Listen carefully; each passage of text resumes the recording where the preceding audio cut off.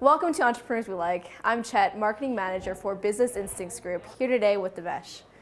So Devesh, if you don't mind sharing some of the history on what it looked like for you on your road to entrepreneurialism.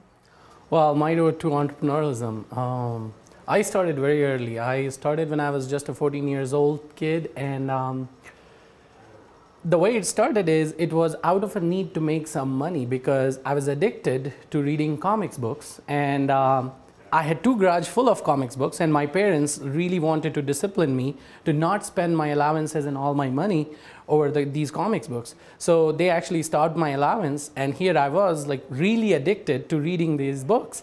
So I wanted to make some money, and I was at school, I was at the library, and I see these kids coming in and going out, just giving the books back and bringing more books in for them. And the idea just hit off. I was like, yeah, you know what, I can do the same. Instead, I can just charge because I'm giving these comics books. So I partnered with two more friends of mine who were big readers, and we collected all our books in one of the garages, and we started our comic books rental company. Long story short, our friends of friends of friends, everybody took the books, our comics books, but nobody came back to return them. And that's how the business actually ran into the ground in 2.5, 3 months. That left a taste of entrepreneurship, and more importantly, a taste of failure in my mouth that, quite frankly, I can taste as if it was yesterday. And that always kept me going. So I went on to finish my high school, and after that I started an event management and marketing group that we took from $1,000 to 6 figures for all three of us friends, the same friends that we started the comics book company with. And it went very well. Within a year, we all three were making 6-figure incomes, which was awesome.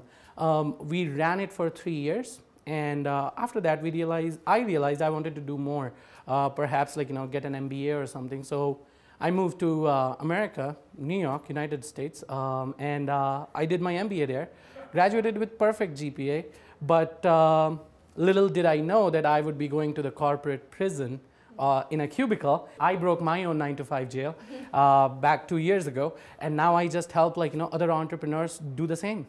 Speaking about breaking the 9-to-5 jail, I'm curious to know how many entrepreneurs have you helped break free from that jail so far? In the last 2 years, I have helped around 40 to 50 entrepreneurs. And there are so many entrepreneurs or aspiring entrepreneurs who come to me for help, where I would just do a one-on-one coaching session. Breaking the 9-to-5 jail to a very good extent, it's not just about getting out of the 9-to-5 and starting your own business. It's also more about finding what's your true calling. Maybe maybe you're just not happy in the job because it's, as I said, it's not the right fit. So there is a lot that goes on. But I would say around 40 to 50 people have already broken the 9-to-5 jail, and you could be one. So.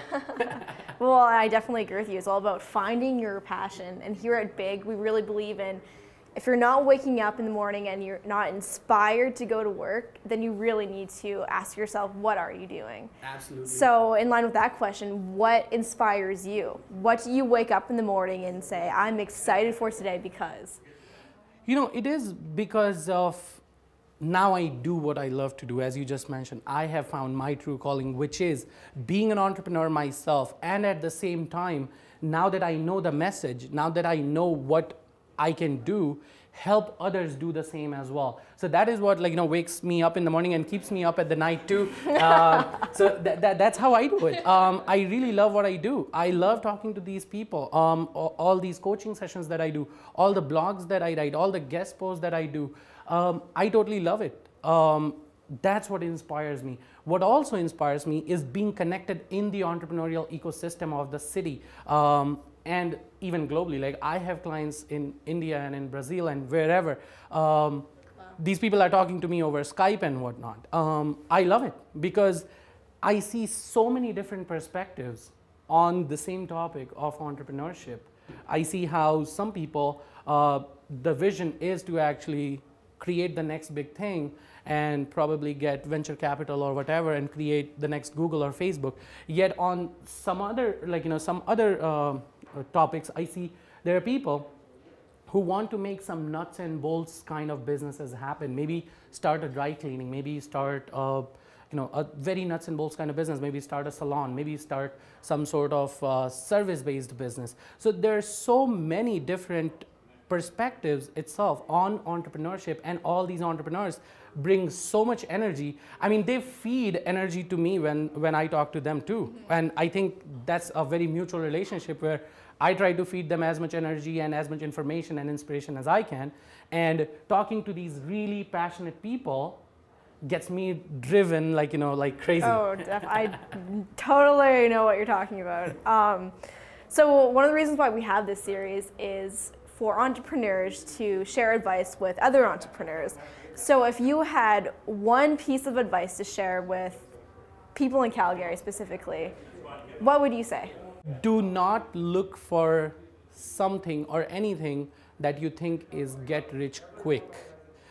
If that's your definition of entrepreneurship, you're doing something wrong. So if I'm just looking at, oh, you know what, why can't I just clone Groupon and start next Groupon and within 6 months I will be a millionaire? That is a wrong perspective towards entrepreneurship. And I warn a lot of people and a lot of aspiring entrepreneurs about that.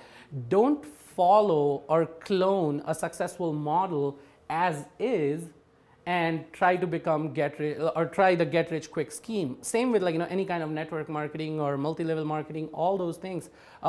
If you're being shown any kind of idea in a sense that, oh, it would make you rich really quick, don't do it, period. Because if it's too good to be true, probably it is.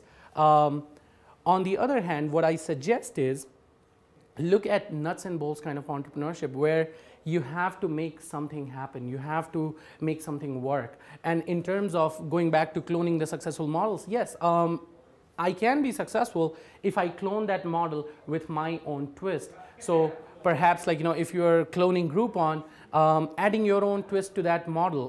What is it that you can do or this new clone of Groupon can do that Groupon is lacking right now?